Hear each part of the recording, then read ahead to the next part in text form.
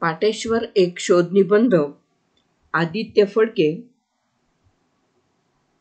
पाटेश्वरमधील लेणींचे व मूर्तींचे विश्लेषण.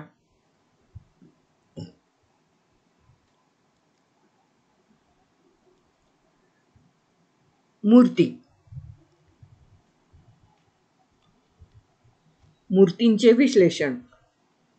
गरुड. भारतीय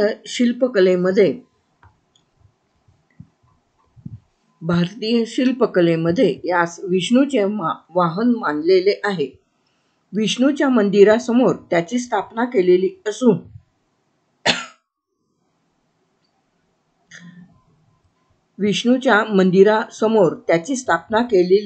आवर्जून पाहायला मिळते. याची शिल्पे काही ठिकाणी उभे असतात तर काही ठिकाणी वीरासनात बसलेले. पण नमस्कार मुद्रेत ज्या वेळेस गरुड चतुर्भुज असतो त्यावेळी त्यास वैनतेय म्हणतात. त्या आधीपासूनच गरुडाचे पुराणांमध्ये आगमन झालेले होते. महाभारताच्या आदिपर्वात अध्याय 28 ते 34 मध्ये एक कथा दिलेली आहे. ती खालीलप्रमाणे. सूर्याच्या रथाच्या घोड्याचा रंग कोणता या कद्रू म्हणजे नागमाता व विनिता म्हणजे पक्षी कुलाची जननी यांच्या वादामध्ये नागाच्या षड्यंत्रामुळे विनितेला कद्रूचे दास्यत्य पत्करावे लागले. नंतरच्या काळात कश्यप पासून विनितेला एक मुलगा झाला. त्याचे नाव गरुड ठेवण्यात आले. जन्मापासूनच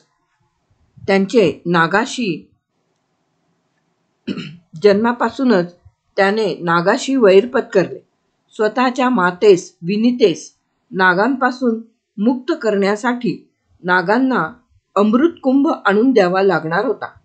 त्यासाठी गरुडाने इंद्राशी म्हणजे देवतांशी युद्ध केले. युद्ध हरल्यानंतरही देवांनी गरुडास तडजोड करून तो अमृतकुंभ दिला. इंद्राने तो नागांच्या स्वाधीन केल्यानंतर त्याचा उपयोग करण्याआधी त्यांपासून पळवावा असे ठरले. त्याप्रमाणे गरुडाने कुंभ नागांना दिला व वेळ पाहून इंद्राने तो पळवून पुन्हा स्वर्गात आणला. त्यामुळे विनिताचीही नागांकडून सुटका झाली आणि अमृतकुंभही नागांना मिळाला नाही. महाभारतामध्ये आदिपर्वातच आणखीन एक कथा दिलेली आहे, ज्यामध्ये विष्णू आणि गरुड यांचे युद्ध झाले आणि सामोपचाराने विष्णूने आपल्या ध्वजावर गरुडास स्थान दिले आणि गरुडाने त्याचे वाहन होणे पत्करले. वैष्णव पंथामध्येही गरुडाला मान आहेच. पंढरपूरच्या विठ्ठल मंदिरामध्ये गरुड खांब आहे. शिल्परत्न या ग्रंथामध्ये हा द्विहस्ती असून त्याचे 2 हात अभय व वरद मुद्रेत असावेत व प्रसंगानुरूप त्याच्या उजव्या हातात अमृतकुंभ असावा असे सांगितलेले आहे. पाटेश्वर येथील मूर्ती मुख्य मंदिर आवाराच्या सुरुवातीच्या बाहेरील कट्ट्यावर एका खांबाच्या भग्न तळखड्यावर ठेवलेली आहे. काळ्या पाषाणातील ही गरुड मूर्ती द्विमितीय आहे. गरुडाच्या डोक्यावर करंड मुकुट असून त्यामागे तेजोवलय आहे. चेहरा मानवाचा आहे. गरुडाच्या डोक्यावर करंड मुकुट असून त्यामागे तेजोवलय आहे. चेहरा मानवाचा आहे, पण नाक धारदार व शेंडाजवळ गरुडासारखे बाकदार आहे. डोळे घुबड्यासारखे मोठे आहेत. ओठावर मिशा दिसतात. त्याच्या गळ्यामध्ये जाडसर मण्यांची माळ आहे. हा अंजली मुद्रेत असून त्याची 2ही हाताची 5-5 बोटे व्यवस्थित दिसतात. त्याने हातात व पायात जाडसर तोडे व दंडात बाजूबंद घातलेले आहेत. उत्तरीय म्हणून मूर्तिकाराने त्यास केवळ लंगोट दाखविलेला आहे. त्याच्या भक्कम पायामध्ये मूर्तीच्या डाव्या बाजूस फणा काढलेल्या नागाला धरलेले आहे. महाभारतात या नागाचे सुमुख असे नाव सांगितलेले आहे. गरुडाला मानवासारखी बोटे न दाखवता त्याच्या मूळ रूपात असलेली बोटे दाखविलेली आहेत. गरुडाचे दोन्ही पंख पसरलेले आहेत. गरुडाच्या डाव्या बाजूला तळाशी कुंभ असावा असे वाटते, पण हे शिल्प भग्न झाल्यामुळे ओळखता येत नाही. काही प्रत्यक्षदर्शी त्यास नाग म्हणतात, पण तो नाग नाही. हे शिल्प 18व्या शतकातील उत्तरार्धातील आहे व चल रूपातील आहे. सरतेशेवटी विषय उरतो तो हे शिल्प कसे आले याचा. वास्तविक अशा प्रकारचा गरुड हा विष्णू सन्मुख त्याच्या मंदिराबाहेर असतो, पण इथे कोठेही विष्णुमूर्ती नाही. त्यामुळे असे अनुमान काढावयास जागा आहे की पाटेश्वर मंदिर मंडपामध्ये शेषशायीच्या सन्मुख हा असावा, अथवा लेणी क्रमांक 3 येथे उत्तराभिमुख लेणीमध्ये असलेल्या मूर्तीसमोर हा स्थापन केलेला असावा, अथवा तेथील विष्णूची मूर्ती पूर्वी पाटेश्वर मंडपात असावी व ती भग्न झाल्यामुळे त्याला लेणीमध्ये ठेवले गेले असावे. याला अर्थातच ठोस पुरावा नाही, ही केवळ एक शक्यता वर्तवली आहे.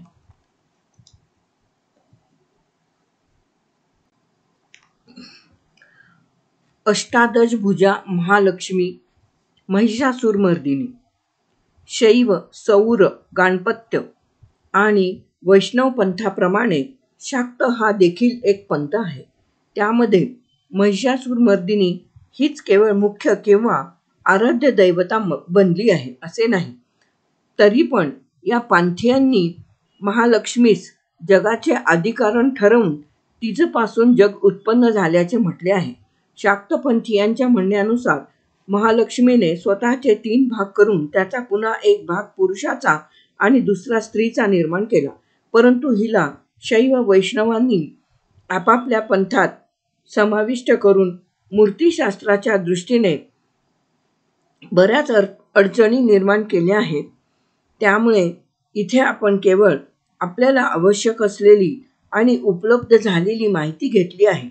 पुराणांतर्गत असलेल्या उल्लेखाशिवाय काही जुन्या चतुर्वर्ग चिंतामणी, अभिलाषी, सार्थचिंतामणी, रूपमंडन यांसारख्या ग्रंथांमध्ये महिषमर्दिनीची माहिती मिळते. पण त्यातली सगळीच सद्य विषयास अनुसरून नसल्यामुळे त्यातील आवश्यक भाग पाहू.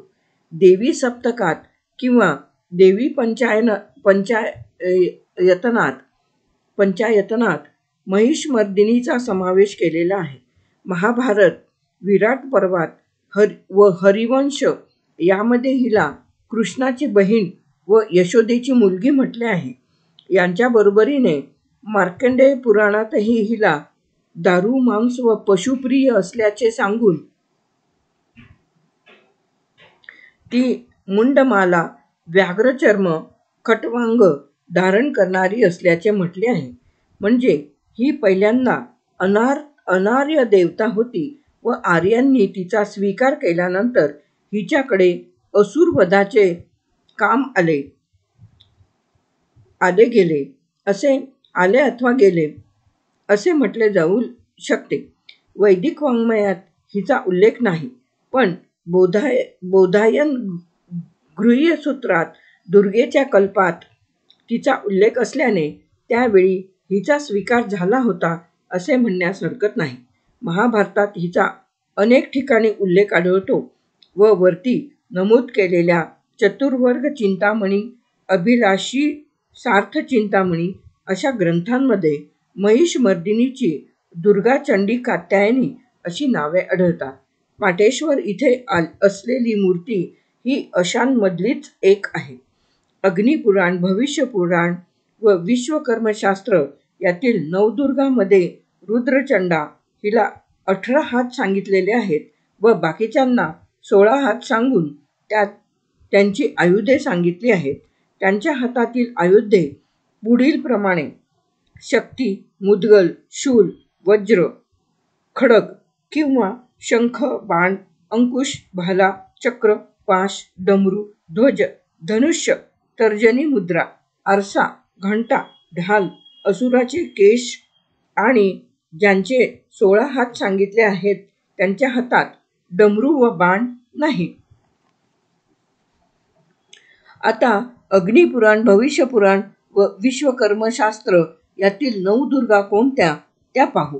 त्यांच्या रंगासह 1. रुद्रचंडा म्हणजे लाल, प्रचंडा तेजस्विनी, चंडोग्रा तांबूस, चंडनायिका पांढरा, चंडा निळा, चंडवती पांढरा, चंडरूपा धुरकट, अतिचंडिका पिवळा.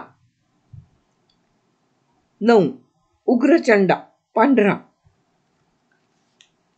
याशिवाय रूपमंडन व रूपावतार यामध्ये वेगळ्या नवदुर्गा सांगितल्या आहेत आणि त्याही त्यांच्या आयुधांसहित. आपण इथे फक्त त्यांची नावे पाहू. महालक्ष्मी, क्षेमंकरी, हरसिद्धा, नंदा, सर्वती, महारंडा, ब्रह्मणी, सर्वमंगला व रेवती या आहेत. पण याशिवाय श्री गोपीनाथराव यांनी त्यांच्या एलिमेंट्स ऑफ हिंदू आयकॉनोग्राफी या पुस्तकात त्यांची आणखी निराळीच नावे दिलेली आहेत. त्यात महालक्ष्मी, क्षेमंकरी, हरसिद्धा ही नावे समान आहेत. पण बाकीची रुद्रांश दुर्गा, वनदुर्गा, अग्निदुर्गा, जयदुर्गा, विंध्यवासिनी दुर्गा, रिपू मारिणी दुर्गा ही वेगळी नावे आढळतात. परंतु हीच नावे श्री तत्वनिधी या ग्रंथात तशीच असल्यामुळे त्यांनी ही त्यातूनच घेतलेली असावीत. याखेरीज श्री तत्वनिधीमध्ये श्यामवर्णी नवदुर्गा आहेत. शैलपुत्री, ब्रह्मचारिणी, चंडशंख, स्कंद, कुष्मांड, कात्यायनी, कालरात्री, महागौरी, सिद्धिदायिनी या आहेत.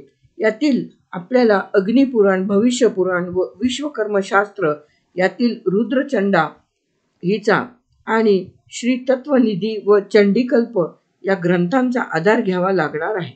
वरती नमूद केलेल्या 3 पुराणांमध्ये महिषमर्दिनीच्या हातातील आयुधे दिलेली आहेत. पण चंडीकल्पामध्ये त्याहून निराळी आयुधे सांगितली आहेत. ती अक्षमाला, परशु, गदा, बाण, वज्र, पद्म, धनुष्य, कमंडलू, दंड, शक्ती, खड्ग, ढाल, कमळ, घंटा, सुरापात्र, शूल, पाश, सुदर्शन व रेड्यास मारणारी अशी सांगितलेली आहे. आणखी एक मुद्दा इथे स्पष्ट केला पाहिजे, तो म्हणजे महाराष्ट्र गुजरात सीमेजवळील वणी येथे सप्तशृंगी देवीचे मूळ ठाणे आहे. ही देवी ही अष्टादशभुज आहे. हे ठाणे देखील देवीच्या 3.5 पीठांपैकी अर्धे ठाणे आहे. सप्तशृंगी देवीलाही इथे महालक्ष्मीचे रूपच मानतात. तिच्या निर्मिती आणि पराक्रम गाथांनी हा परिसर भरून राहिला आहे. स्थल पुराणाची निर्मिती झाली आहे. थोडक्यात महालक्ष्मीप्रमाणे ही देखील अष्टादशभुजा देवी आहे. त्यामुळे ओघाने हिचाही विचार इथे करणे आवश्यक होते. पाटेश्वर येथील महालक्ष्मी ही प्रत्याधिढासनात असून तिच्या डाव्या बाजूच्या हातातील आयुधक्रम भाला, गदा, घंटा, खड्ग, सुदर्शन, स्तृक, मुसळ, मुद्गल व वरदमुद्रा असा आहे व उजव्या बाजूचा आयुधक्रम अभयमुद्रा, स्तृक, शंख, कमळ, डमरू, ढाल, पाश, अंकुश, पात्र असा आहे. या मूर्तींची विशेष गोष्ट म्हणजे देवीने कोणतेही शस्त्र दैत्यावर रोखलेले नाही. ती केवळ आपला उजवा पाय सिंहाच्या पाठीवर ठेवून सशस्त्र उभी आहे. तिच्या पायाशी महिषासूर नाही. त्यामुळे हिला महिषासूरमर्दिनी म्हणण्यापेक्षा अष्टादशभुजा महालक्ष्मी म्हणणे योग्य ठरेल.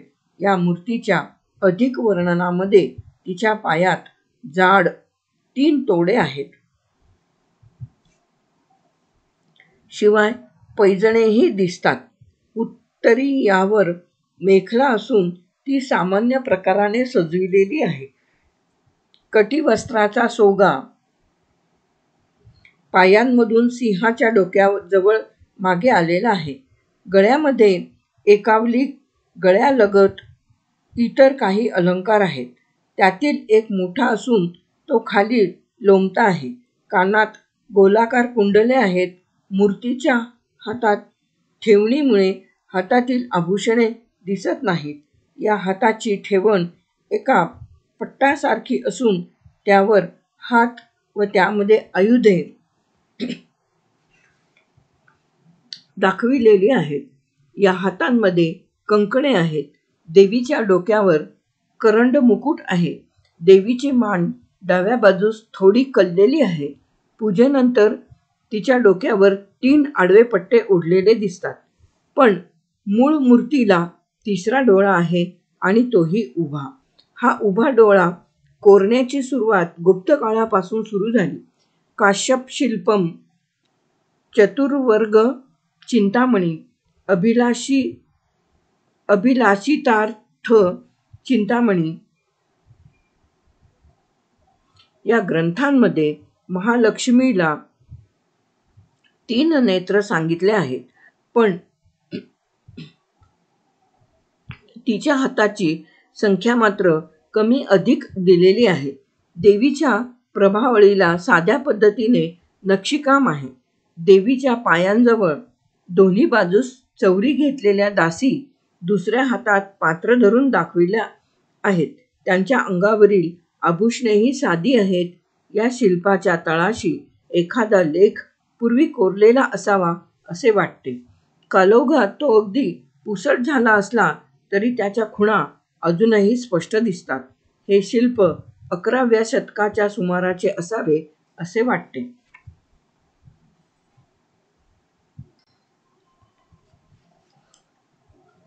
मूर्ती ब्रह्मा. पाटेश्वर मंदिर समूहामध्ये अष्टादशभुजा महालक्ष्मी मंदिरासन्मुख 2 लहान मंदिरे आहेत. त्यातील उजव्या बाजूच्या लहान मंदिरात एक चतुर्भुज मूर्ती आहे. ती नक्की कोणाची आहे यामध्ये मतमतांतरे आहेत. काही जण याला चतुर्मुख शिव म्हणतात तर काही जण याला लकुलिश म्हणतात. त्यामुळे त्याचेही विश्लेषण इथे करणे आवश्यक आहे. ब्रह्मा ही अगदी पुराण काळापासून महत्त्व मिळालेली देवता आहे. पुराणकारांनी त्याच्याकडे सृष्टीच्या उत्पत्तीचे काम सोपविलेले आहे. ऋग्वेदात, महाभारतात, आदित्य पुराण, पद्मपुराण अशा ग्रंथांमध्ये ब्रह्मदेवाविषयी माहिती मिळते. अमरकोशात याची धाता, पितामह, प्रजापती, लोकेश, विश्वकर्मा, विधाता अशी नावे आलेली आहेत. काही ग्रंथांमध्ये त्याला 4 मुखे सांगितली आहेत तर कुर्म पुराणामध्ये त्याला 5 तोंडे सांगितली आहेत. शिवाने त्याचे 5वे मुख कापल्यामुळे शिवाला कपाली नाव मिळाले. त्याच्या कंकाल मूर्ती ही बनविल्या गेल्या. ब्रह्मदेवाच्या जशा एकेकट्या मूर्ती आहेत तशा ब्रह्म विष्णू महेशार्क, ब्रह्मज्ञान जनार्दन अशाही मूर्ती आहेत. पाटेश्वर येथील या मूर्तीची काही प्रत्यक्षदर्शींनी विविध नावाने नोंद केलेली आहे. काही जणांच्या मते हा ब्रह्मा आहे. पण आपल्या प्रस्तुत विषयाला अनुसरून इथे ब्रह्माचे कोणते रूप लागू पडते ते पाहू.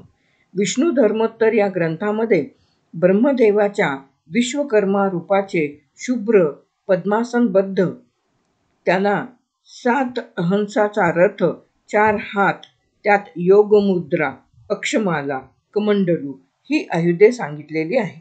जटा, 4ही तोंडे व ध्यानामुळे डोळे मिटलेले सांगितलेले आहे. शिवाय त्याच्या डोक्यावर चंद्रकोर आणि 3 डोळेही दाखविण्यास सांगितलेले आहे. चतुर्मुख शिव, मार्तंड भैरव, चतुर्मुख शिव अथवा मार्तंड भैरव. महाभारतामध्ये शिवाच्या चतुर्मुख लिंगाची कथा आहे. पण प्रत्यक्षात मात्र त्याची एका दिशेस 4 मुखे असलेली मूर्ती कोठेही आढळत नाही. त्याची चतुर्मुख लिंगे बऱ्याच ठिकाणी आहेत. उदाहरणार्थ ऊनकोटी येथे चतुर्मुख शिवलिंगाच्या मध्यभागी दंडाकृती लिंग आहे. येथील सर्व मूर्ती उभ्या व पूर्णावस्थेत असून त्यांचे चेहरे भंगलेले आहेत. अशाच प्रकारचे आणखी एक चतुर्मुख शिवलिंग जावा येथे असून त्याच्या चारही दिशेस ब्रह्मा, विष्णू, शिव व सूर्य देवता आहेत. यापैकी ब्रह्माच्या हातात अनुक्रमे पुष्प घेतलेला वितर्क मुद्रेतील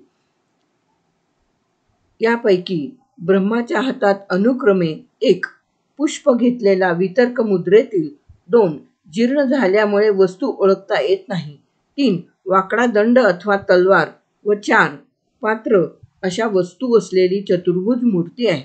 त्याच्या डोक्यावर किरीट मुकुट आहे. अंगावर नक्षीदार अंगदे, कुंडले, कंठे, कडी, वस्त्र, मेखला व बहुपदरी जानवे आहे.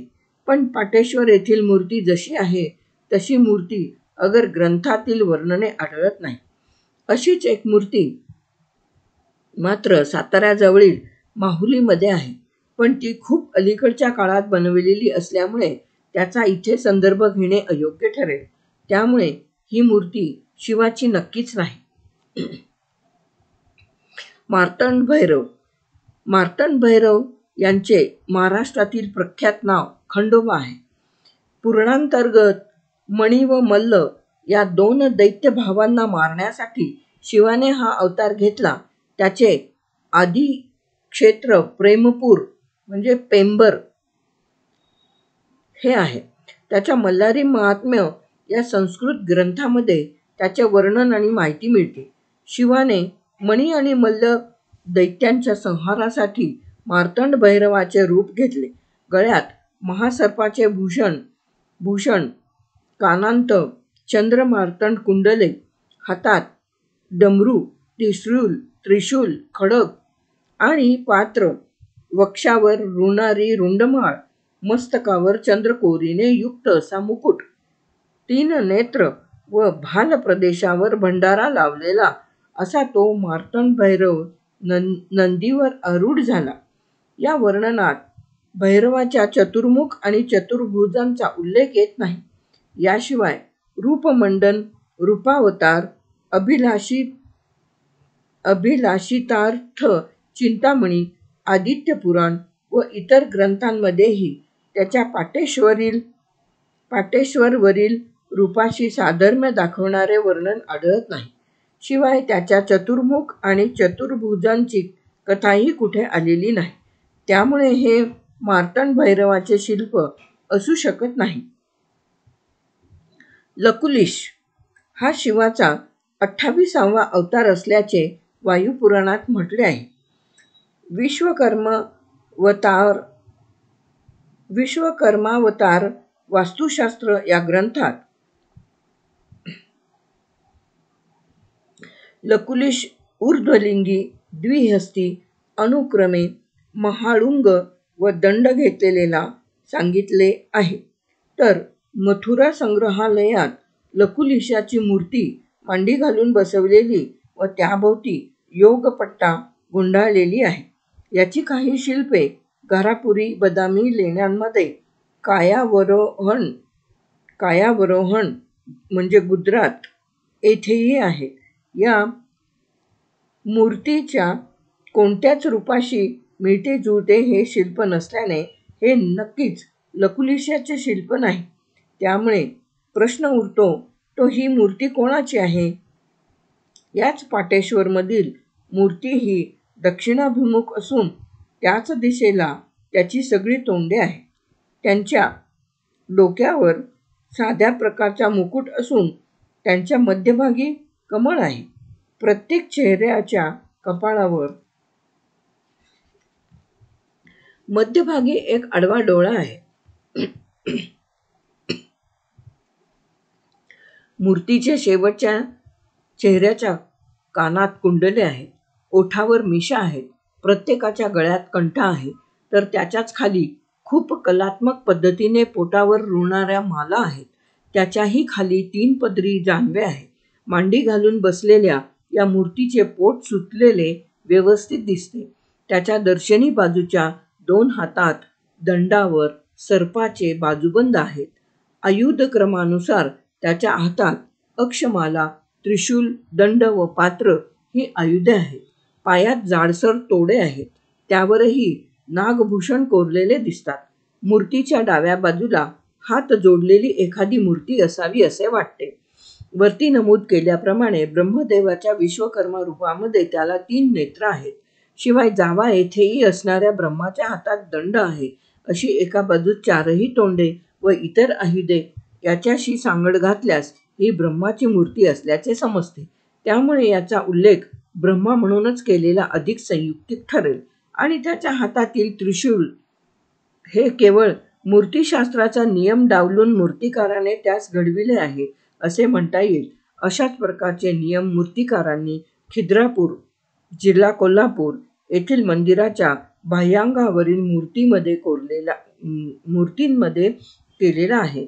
या ठिकाणी शिवाव्यतिरिक्त बहुतांशी देवदेवर गजारूढ दाखविलेले आहेत. वास्तविक गज म्हणजे हत्ती हे वाहन इंद्राणीचे, पण खिद्रापूर येथे सर्व देवदेवता, ऋषी हे देखील गजारूढ आहेत. त्यामुळे इथे मूर्तिशास्त्राच्या नियमांना डावलून हे शिल्प घडविले असल्यास अयोग्य असे काहीच नाही. पाटेश्वर येथील हे शिल्प 13व्या शतकाच्या उत्तरार्धातील असावे असे वाटते. या शिल्पाशिवाय पाटेश्वर येथील लेणी समूहाचे उत्तराभिमुख लेणीमध्ये एका कोनाड्यात ब्रह्माचे आणखी एक शिल्प आहे. ही मूर्ती द्विभुज असून अत्यंत सामान्य प्रकारे घडविलेली आहे. ब्रह्मा हा सामान्यपणे कमळावर बसलेला, दाढी असलेला, चतुर्भुज वरदहस्त कमंडलू, पोथी, स्तृक अशी आयुधे घेतलेला दिसतो. क्वचित प्रसंगी त्याच्या आयुधांमध्ये बदल असतो, पण त्यामुळे त्याच्या मूळ रूपात काहीच फरक पडत नाही. परंतु ब्रह्म्याची आणखी अशी काही शिल्पे आहेत की ज्यामध्ये त्याला वरती नमूद केल्याप्रमाणे 2 हात आहेत, शिवाय तो उभा आहे.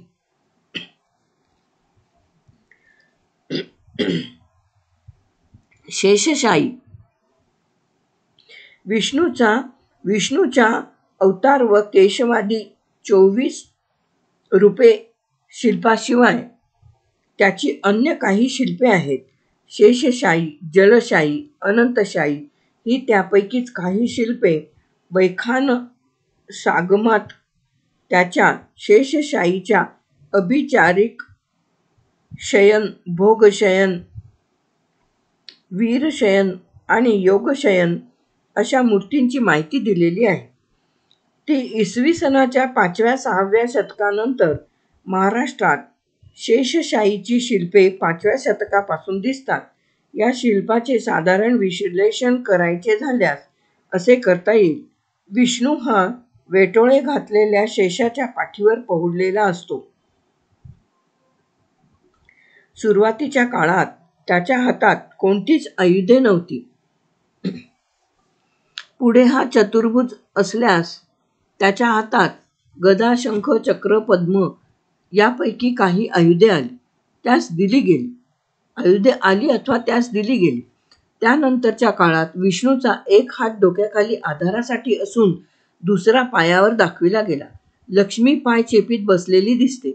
जवळच अथवा रथिकेवर गरुड हात जोडून वीरासनात बसलेला असतो. विष्णूच्या नाभीमधून निघालेल्या उंच देठाच्या कमळामध्ये ब्रह्मा विराजमान असतो. यामध्ये काळाप्रमाणे काही बदल झालेले आहेत. उदाहरणार्थ, विष्णू ज्या शेषावर पहुडला आहे त्याचे वेटोळे काही वेळा लिंगासारखे दिसते, तर काही वेळा त्याच्या विष्णूच्या खाली रेखा दिसतात. शिल्पामध्ये वरच्या बाजूला ऋषीगण, नवग्रह, अष्टदिक्पाल यांचीही शिल्पे आढळतात. मध्य प्रदेशातील देवगड येथील अनंत शयनातील शिल्प त्याचे एक उत्तम उदाहरण आहे. फक्त त्यात फरक इतकाच आहे की विष्णूच्या नाभीमधून इथे ब्रह्मा अथवा कमळ उत्पन्न झालेले नाही.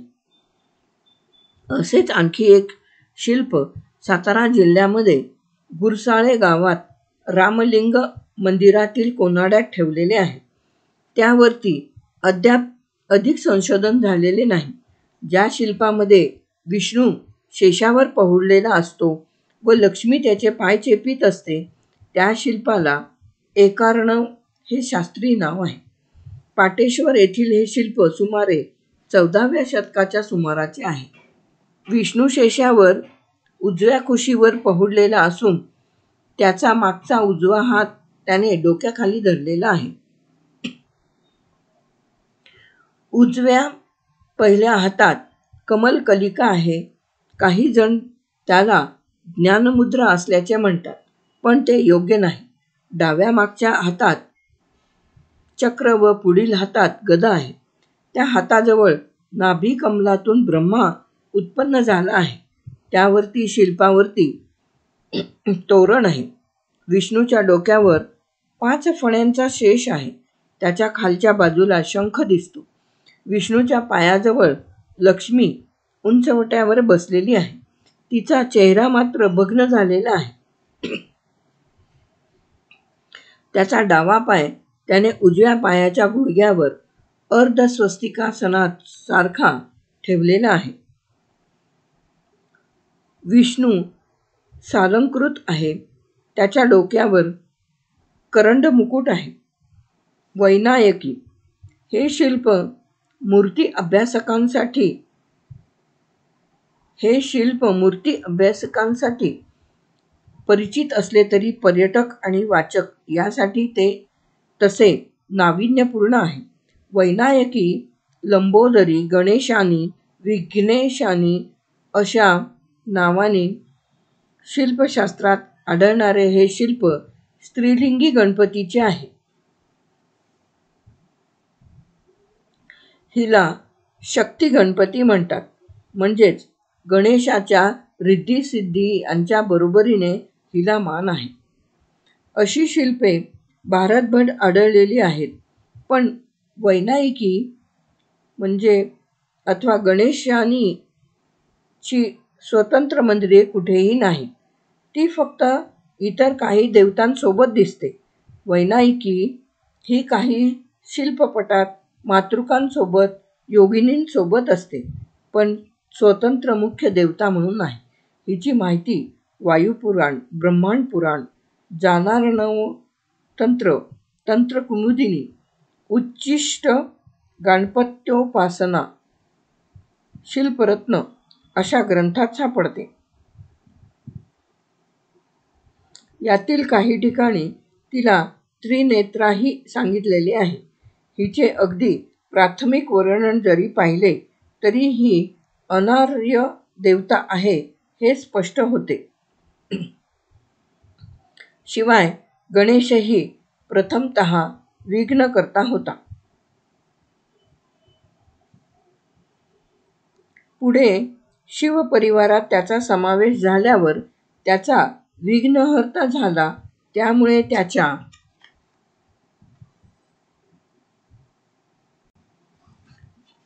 त्याच्या शक्ती देवतेला सुद्धा तसेच समजले गेले. मातृकांमधल्या देवतांनाही पुढे विशेष महत्त्व प्राप्त झाले, पण वैनायकीस मात्र ते मिळालेले दिसत नाही.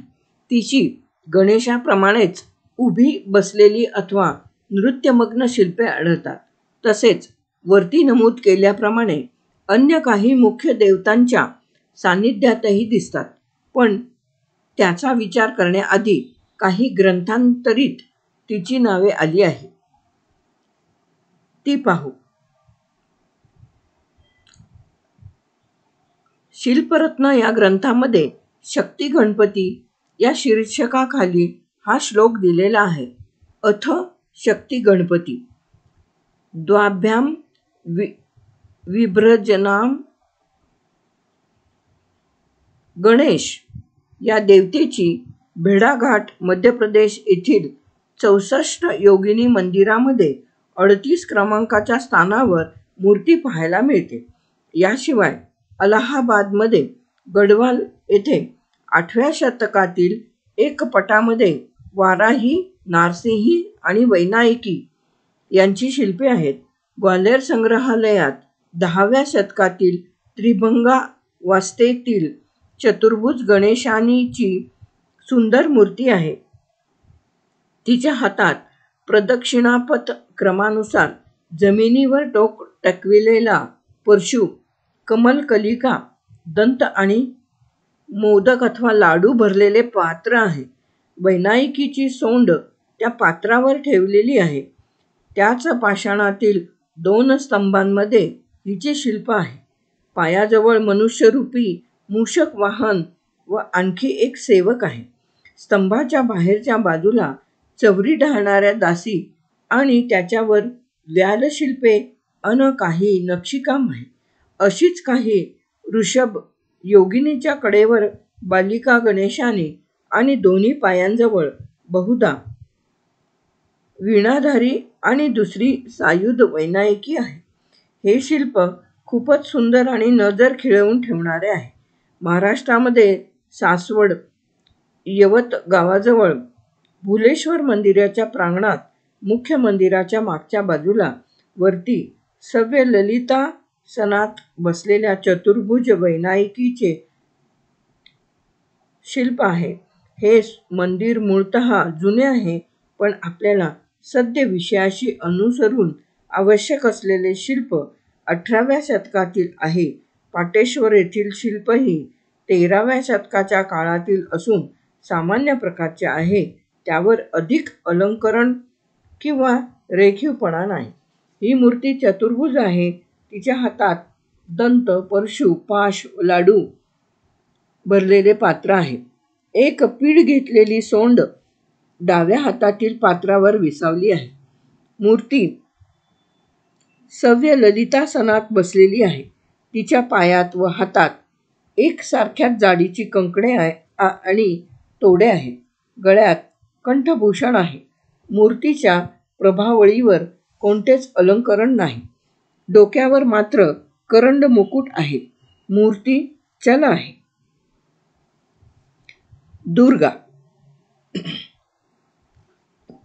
दुर्गा पाटेश्वर येथील मंदिर संकुलामध्ये मुख्य मंदिरातील मंडपात उजव्या बाजूच्या कोनाड्यात काही शिल्पे ठेवलेली आहे. ज्यात दक्षिणेकडे तोंड करून ठेवलेली एक देवीची मूर्ती आहे. प्रत्यक्षदर्शी तिला सिंहवाहिनी देवी अथवा नागराज्ञी म्हणतात, परंतु हे केवळ नाव झाले. वास्तविक ही मूर्ती दुर्गेची आहे. या मूर्तीचे विश्लेषण करताना त्याविषयी ओळख होत जाईल. समभंग अवस्थेत उभी असलेली ही देवी द्विभुज आहे. तिच्या पायात जाडसर पैजणे आहेत. उतरीयही तुलनात्मक जाड आहे. त्याचा सोगा दोन्ही पायांमधून लोंबत असून लहान आहे. मूर्तीच्या डाव्या बाजूस वाघ दिसतो. डमरूमधल्या कटी प्रदेशावर मेखला आहे. बाजूबंद आणि हातामध्ये 5 बांगड्या आहेत. दोनही हातांमध्ये कमलकलिका स्पष्ट दिसतात. त्याच्या खाली एक शेष नाग आहे. गळ्यात कंठी आणि जाडसर कंठभूषण आहे. कानात गोलाकार कुंडले असून देवी मुक्त केशा आहे. कपाळावर आडवा 3रा डोळा आहे. डोक्यावर साध्या प्रकारचा मुकुट आहे. त्यावर श्रीवत्स वाटावे असे अलंकरण आहे. त्यावरती शेष आहे.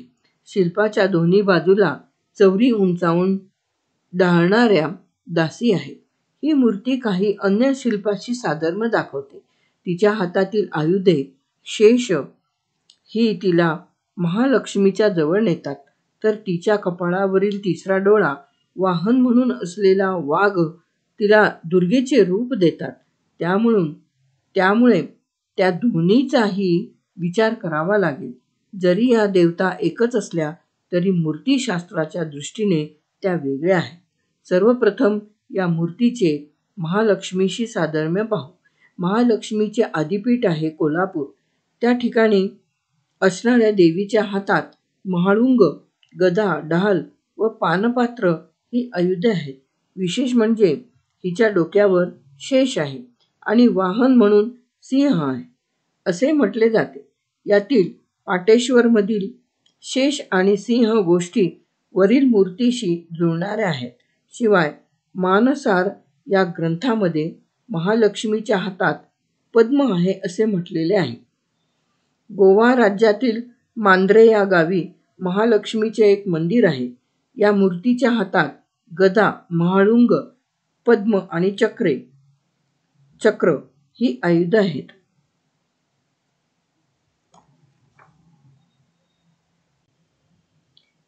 आता दुर्गेची वर्णने पाहू.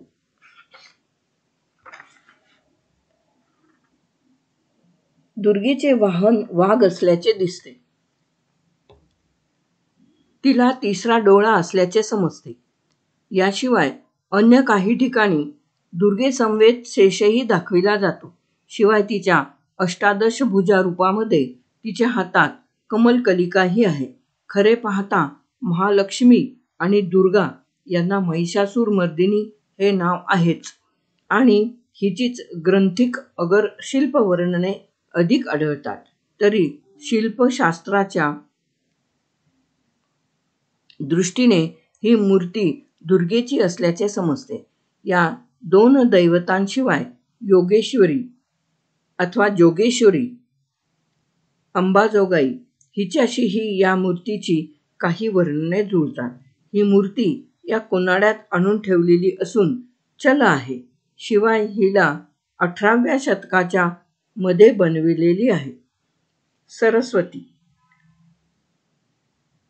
ऋग्वेद, अग्निपुराण, मानसार, रूपमंडन, रूपावतार, विष्णू धर्मोत्तर, चतुर्वर्ग चिंतामणी, शिल्परत्न या ग्रंथांमध्ये सरस्वतीची अनेक वर्णने आली आहेत. ऋग्वेदामध्ये तर अनेक सूक्तांमध्ये तिची रूपे सापडतात. ती पाहण्यापूर्वी सरस्वती नावासंदर्भात माहिती पाहू. सरस्वती हे देवीचे आणि नदीचेही नाव आहे. पद्मपुराणात, सृष्टिखंड, ऋग्वेदात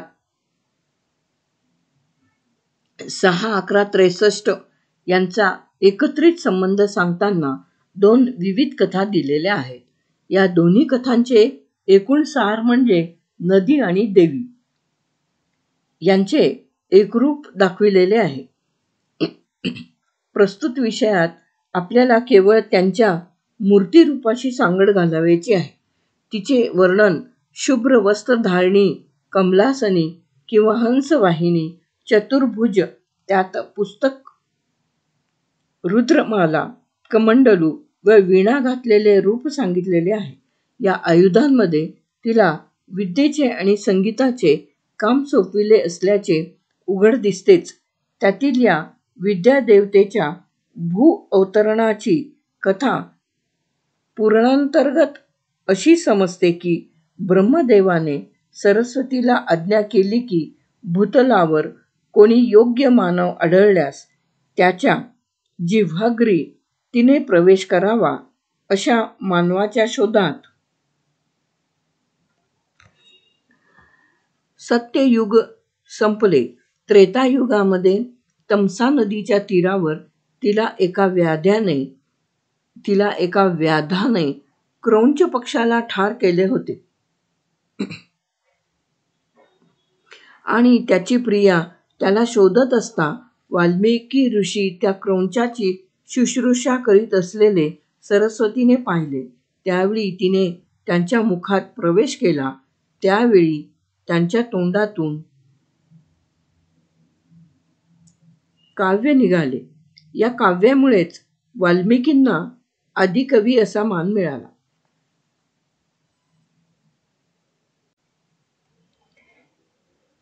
शिवाय सरस्वतीचा ब्रह्मा, विष्णू आणि रुद्र यांच्याशीही निकटतम संबंध दाखविलेला आहे. काही ठिकाणी ही ब्रह्मदेवाची पत्नी सांगितलेली आहे तर काही ठिकाणी त्याची मुलगी.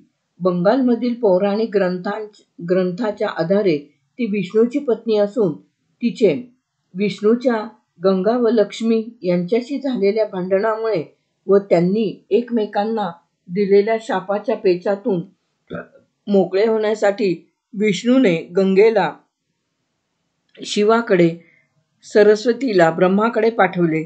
अशा आणखी काही कथा पुराणात वाचायला मिळतात.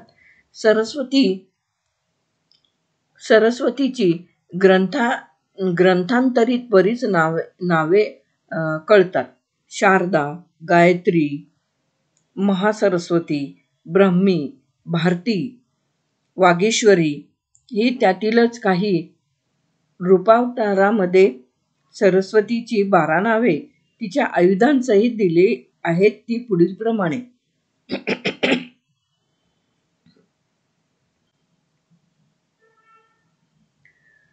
सरस्वतीची 12 नावे तिच्या आयुधांसहित दिली आहेत ती पुढीलप्रमाणे. 1. महाविद्या, अक्षमाला, वीणा, पुस्तक. 2. भारती, वरद, अक्षमाला, पद्म, पुस्तक. 3. महावाणी, अक्षमाला, पद्म, वीणा, पुस्तक. 4. सरस्वती, वरद, कमळ, अक्षमाला, पुस्तक. 5. आर्या, वरद, अक्षमाला, पुस्तक, पद्म. 6. ब्रह्माणी, वरद, पुस्तक, अक्षमाला, पद्म. 7. महाधेनु, वरद, पद्म, वीणा, पुस्तक. 8. वेदगर्भा, वरद, पुस्तक, वीणा, कमळ. 9. ईश्वरी, अक्षमाला, अभय, पद्म, पुस्तक. 10. महालक्ष्मी, अक्षमाला, अभय, पुस्तक, कमळ. 11. महाकाली, अक्षमाला, कमळ, पुस्तक, अभय. 12. महासरस्वती, अक्षमाला, पुस्तक, अभय, पद्म. याशिवाय अग्निपुराण, मानसार, रूपमंडन, रूपावतार, विष्णू धर्मोत्तर, चतुर्वर्ग चिंतामणी या ग्रंथांमध्ये देवीची आणखी काही रूपे दिलेली आहेत. तिच्या डाक्का संग्रहालयात, वेरूळ, कोल्हापूर संग्रहालय, दिल्ली संग्रहालय यामधील मूर्तीही पाहण्यासारख्या आहेत. यातील काही मूर्ती उभ्या तर काही बसलेल्या आहेत. पाटेश्वरमधील सरस्वतीची मूर्ती मुख्य मंदिराच्या गाभाऱ्यात शिवलिंगामागील देवाकोष्ठात ठेवलेली आहे. मांडी घालून बसलेल्या या देवीच्या हातात दक्षिणा पथक्रमाने अभयहस्तामध्ये अंगठ्यात अडकवलेली अक्षमाला, पाश, उभी धरलेली वीणा व वरदहस्तामध्ये पोथी अशी आयुधे आहेत. मूर्ती सालंकृत असून तिच्या हातामध्ये जाडसर कंकण, पायात नाजूक तोडे, कंठी यक्षभूषणे, कानामध्ये गोलाकार कुंडले, डोक्यावर करंड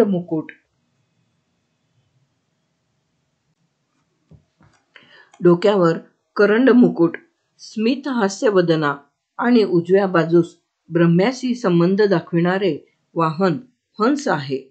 ही मूर्ती 11व्या शतकातील आहे.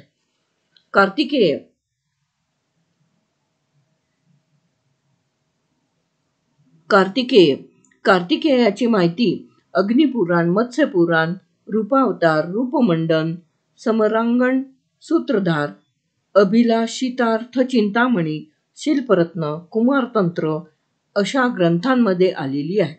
यातील वर्णने वाचताना हा फार पूर्वी एक प्रसिद्ध देवता होता असे वाटते. महाराष्ट्रात नाही पण दक्षिणेत आपल्याकडे हनुमानाची असतात तशी याची अनेक मंदिरे आहेत. त्याला गाव, पूर, नगर, राजधानी अशा ठिकाणी मंदिरातील मूर्तीची स्थापना करताना 2 ते 12 फक्त 10 हात सोडून हात असावेत असे म्हटलेले आहे. आपल्याकडे स्त्रिया त्याचे दर्शनही घेत नसल्या तरी दक्षिणेत त्याला 2 पत्नी सांगितलेल्या आहेत. त्यांची विविध नावे आढळतात. बालजन्माच्या क्षणावर प्रभुत्व गाजवणारी षष्ठी ही त्याची पत्नी आहे.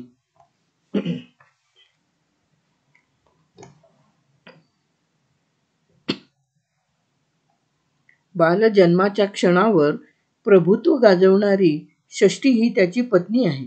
तर दक्षिणेत वल्ली, अम्माई आणि देवसेना अथवा देवयानी यांना त्याची पत्नी म्हणून मानले जाते.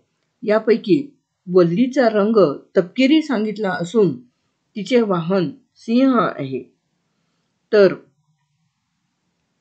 देवसेना अथवा देवयानी ही शुभ्र रंगाची असून तिचे वाहन हत्ती सांगितलं आहे.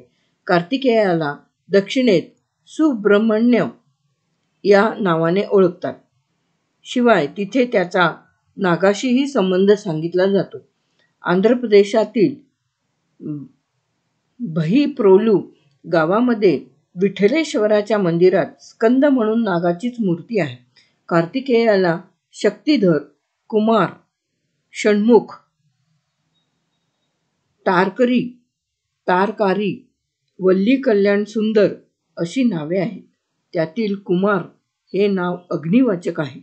पुराणांतर्गत स्कंद हा अग्नी व स्वाहा यांचा मुलगा झाला असल्याचे म्हटले जाते. त्याच्या जन्माविषयी अनेक रंजक कथा ऐकायला मिळतात. एक कथा सांगते ती अशी की शंकराचे स्खलित वीर्य काही काळ गंगेने धारण केले. नंतर ते एका मृत भांड्यात ठेवून त्यापासून कुमार झाल्यानंतर एका कृतिकांनी ते एका मृत भांड्यात ठेवून त्यापासून कुमार झाल्यानंतर 6 कृतिकांनी त्याचे रक्षण केले. तर थोड्या फरकाने आयकॉनोग्राफी ऑफ साऊदर्न इंडिया या पुस्तकात आलेला उतारा इथे देणे योग्य ठरेल.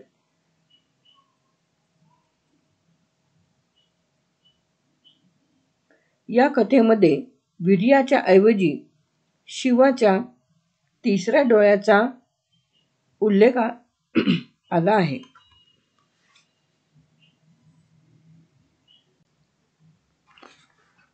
या कथेमध्ये वीर्याच्या ऐवजी शिवाच्या 3ऱ्या डोळ्याचा उल्लेख आला आहे. शिवाय कार्तिकेयाच्या 6 मुखांची आणि एकाच देहाची कथाही यातून कळते. काहीही असले तरी आता महाराष्ट्रात स्त्रियांना कार्तिकेयाच्या मंदिरात प्रवेश नाही. पण पेशवे काळापर्यंत असे नव्हते. त्यावेळी स्त्रियांनाही त्याचे दर्शन घेता येत असे. पण त्यानंतरच्या काळात मात्र ते बंद झाले. हा देवांचा सेनापती होता. त्याने त्यांच्यासाठी देवतांसाठी तारकासुरास मारले व क्रौंचास फाडले. पण वैदिक वाङ्मयात स्कंदाचा फारसा उल्लेख नाही.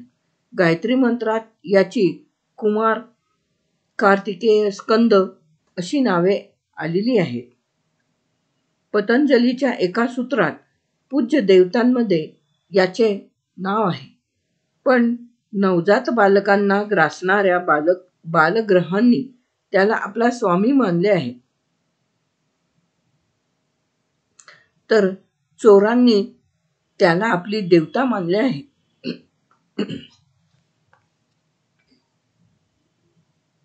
विष्णूच्या वराह अवतारात सुद्धा याच्याशी संबंध आहे. हिरण्यकशिपूचा वध केल्यानंतर वराह अजून क्रूर झाला आणि जगाचा विनाश करू लागला.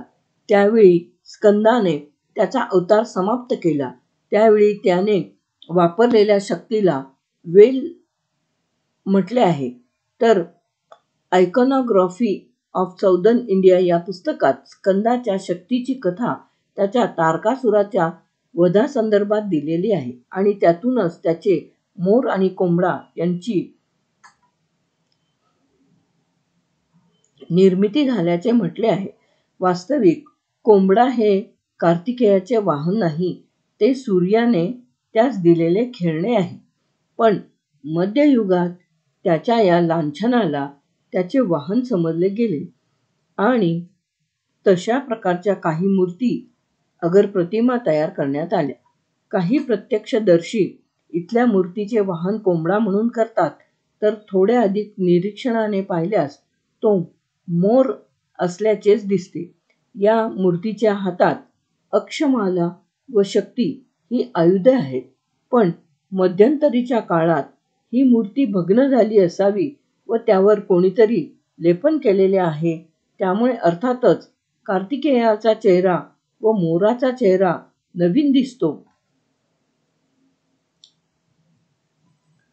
पण तो त्यास साजेसा अगर व्यवस्थित असा नाही. बाकीची मूर्ती पाहता ही मयुरारूढ कार्तिकेयाची असल्याचे समजते. या मूर्तीच्या समोरही एक शिवलिंग आहे. त्यावर 34 लहान लिंगे आहेत.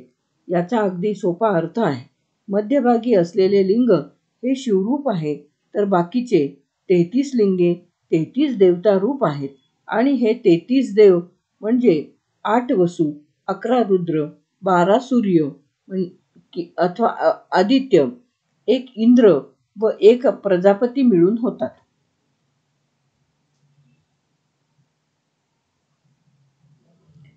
अग्निवृष अथवा अग्निमुखी नंदी, बळीभद्र. पाटेश्वर येथे अग्नीच्या 2 मूर्ती आहेत. त्यातील एक दुसऱ्या लेणी समूहाच्या समोरील मंदिरामध्ये वृषभ स्वरूपातील आहे, तर दुसरी आणि तिसऱ्या लेणीमध्ये पूर्वाभिमुख उजवीकडील लेणीमध्ये आहे. त्यामुळे दोन्ही मूर्तीचा स्वतंत्र विचार करणे आवश्यक आहे. तत्पूर्वी अग्नीची माहिती आणि त्याच्या इतर मूर्तीविषयी जाणून घेणे योग्य ठरेल. ऋग्वेदात अग्नीविषयी बरीच माहिती आलेली आहे. त्यातील चतुर्थ खंडातील 58व्या अध्यायातील 3ऱ्या क्रमांकाच्या श्लोकामध्ये अग्नीचे वर्णन दिलेले आहे.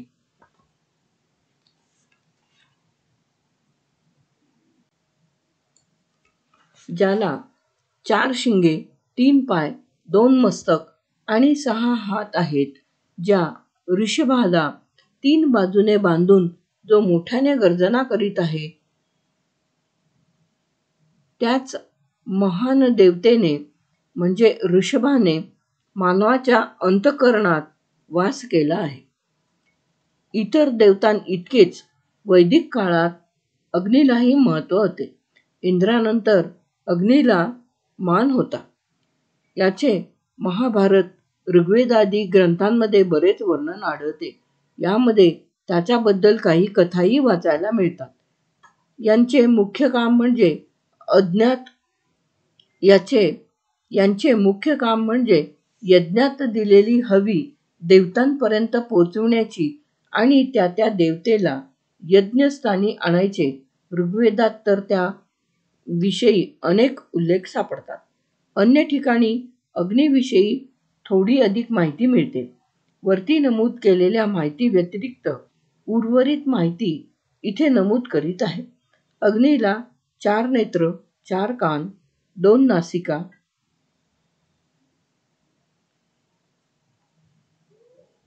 2 पुच्छे असतात.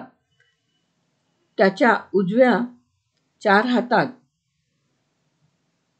शक्ती, अन्न, स्तृक, स्तृव, तर डाव्या हातात तोमर, व्यंजन व घृतपात्र ही आयुधे असतात. त्याचे वाहन मेंढा आहे. अग्नीचा वर्ण पिंगट, गोत्र शँडिल्य सांगितले जाते. या सगळ्यावरून अग्नीचा वृषभाशी निकटचा संबंध दिसतो. त्यामुळे काही ठिकाणी त्याला वृषभाचे मुख आहे. अशाच प्रकारची एक मूर्ती पाटेश्वर येथे आहे. ही मूर्ती समोरून पाहिल्यास अग्नीची दिसते, तर बाजूने पाहिल्यास नंदीची. नंदीला समोरून पाहिल्यास 3 पाय दिसतात. त्यापैकी मूर्तीच्या डाव्या व उजव्या बाजूस 1 पाय मानवाचा असून डाव्या बाजूस खालचा पाय वृषभाचा आहे. त्याच्या हातात वरदहस्त, पुष्प, बाण, गदा, पाश, धनुष्य व अभय मुद्रेतील अंगठ्यात अडकवलेली अक्षमाला ही आयुधे आहेत. मूर्तीला 4 कान आहेत. त्यातील 2 नंदीचे असून उर्वरित मानवी 2 कानांमध्ये कुंडले घातलेली आहेत. समोरून पाहिल्यास अग्नीला दाढी दिसते, पण बाजूने पाहिल्यावर ते नंदीचे मुख आहे. या मुखावर शिंगे आहेत. मूर्तीच्या हातात व पायात जाडसर तोडे दिसतात. या मूर्तीला दर्शनी पाहिल्यास तिच्या उजव्या बाजूचा दुसरा हात छातीपर्यंत धरलेला आहे. काही प्रत्यक्षदर्शी त्यास श्रीवत्स म्हणतात, पण ते चुकीचे आहे. सांची येथील स्तूपाच्या द्वारावरील याची तुलना केल्यास प्राथमिक अंदाज म्हणून हा बरोबर ठरू शकतो, पण श्रीवत्स हे विष्णूने धारण केलेले आहे आणि तेही लक्ष्मीसाठी. काही मंडळी त्याचा संबंध शिवाशी जोडतात. इंदोर संग्रहालयात शिवाने श्रीवत्स धारण केलेली एक मूर्ती आहे, पण त्याने हे हाताच्या बोटात पकडलेले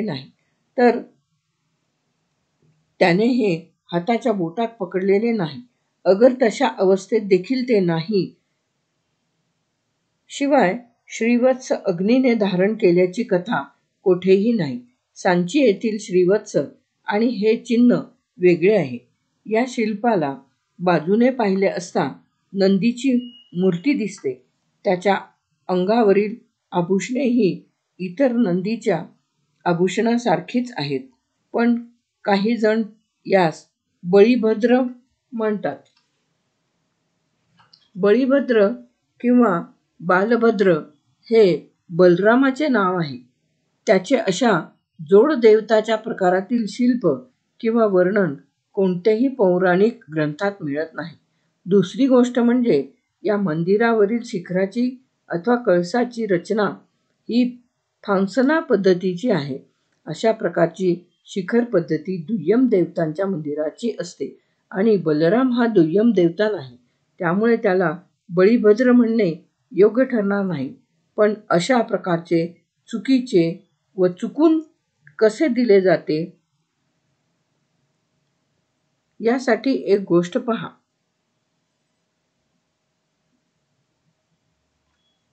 रत्नागिरी जिल्ह्यातील देवगड नजीकच्या एका गावात विहिरीच्या काठावर एक दगडी मूर्ती बसवलेली आहे. तिच्याजवळ लावल्या जाणाऱ्या दिव्यामुळे अथवा समईमुळे तिच्यावर तेलाचा इतका थर जमा झाला होता की ती मूर्ती नक्की कशाची हे कळू शकत नव्हते.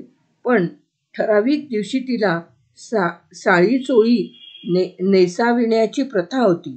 ती आता चालू आहे की बंद माहिती मिळू शकलेली नाही. बऱ्याच वर्षानंतर या तेलाचे झालेले लेपन गावातल्या लोकांनी बाजूला केले आणि मूर्ती हनुमानाची असल्याचा शोध लागला. ती मूर्ती आधी कोणाची आहे ते न पाहता नामकरण प्रथा चालू केल्यामुळे हे घडले. सांगायचा आशय इतकाच की मूर्तिशास्त्रातील मूर्ती लक्षणानुसार मूर्तीची पाहणी न करता त्याचे नामकरण केल्यामुळे असे गोंधळ होतात. प्रस्तुत अग्निवृषाची मूर्ती 13व्या शतकाच्या उत्तरार्धातील आहे. कोल्हापूर जिल्ह्यातील खिद्रापूर येथे कोपेश्वराच्या मंदिरावर अग्नीची मेषारूढ चतुर्भुज एक मूर्ती आहे. त्याचे 2 हात भग्न झालेले असले तरी त्याच्या उर्वरित 2 हातात स्तृक व स्त्रू या गोष्टी दिसतात. पाटेश्वर येथे अग्नीची द्विभुज आणखी एक मूर्ती 3ऱ्या लेणी समूहात पूर्वाभिमुख लेणीमध्ये आहे. तिला निश्चितच नंतरच्या काळात इथे आणून ठेवलेले आहे. ही मूर्ती भग्न झालेली असून चल आहे. हिचे हात भग्न झालेले आहेत. ओठावर मिशा दिसतात. अंगावर मोजकेच दागिने घातलेले आहेत. ही अग्नीची असल्याच्या 2 खुणांवरून हिला ओळखता येते. एक म्हणजे डाव्या पायाजवळ असलेला कलश अथवा कुंभ आणि पाठीमागे कोरलेल्या ज्वाळा.